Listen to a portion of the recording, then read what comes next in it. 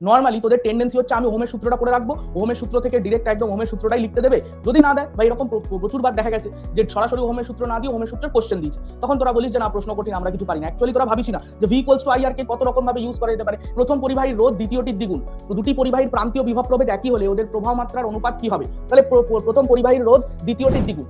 আচ্ছা, দুটি পরিবাহীর প্রান্তীয় বিভব প্রভেদ একই, অর্থাৎ ভিটা দুটোর ক্ষেত্রেই সমান। একটা রোধ যদি হয়, আমি ধরে নিলাম প্রথমটার রোধ হচ্ছে এক্স, তাহলে দ্বিতীয়টার রোধ কত হবে?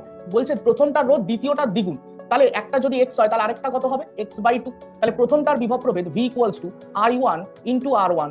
আবার দ্বিতীয়টার ক্ষেত্রেও একই বিভব প্রভেদ, লিখবো কত? I two R two.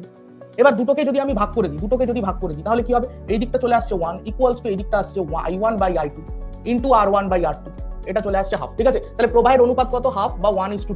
এটাকে একদম সহজেই করে ফেলা যায়, কোনো হিসেব লাগে না, একদম ডাইরেক্ট সহজে করে ফেলা যায়। যে আমি যদি এরকম ধরে নিই, সমানুপাতিক ইউজ করে ফেলি, ঠিক আছে, যে V equals to I R, V equals to ধ্রুবক, অর্থাৎ তাহলে আই গুণ আর এইটাও ইকুয়ালস টু ধ্রুবক, আই গুণ আর এইটাও ইকুয়ালস টু ধ্রুবক, তাহলে আই সমানুপাতিক 1/r বা আই ব্যস্তানুপাতিক আর, তাই তো? তাহলে এখান থেকে i1 by i2 equals to কি হবে? উল্টে দে r2/r1, তো r2/r1 হয়ে গেল। তাহলে এখান থেকে x/2 ডিভাইডেড বাই x, তো এখানেও তোর হাফ আসবে।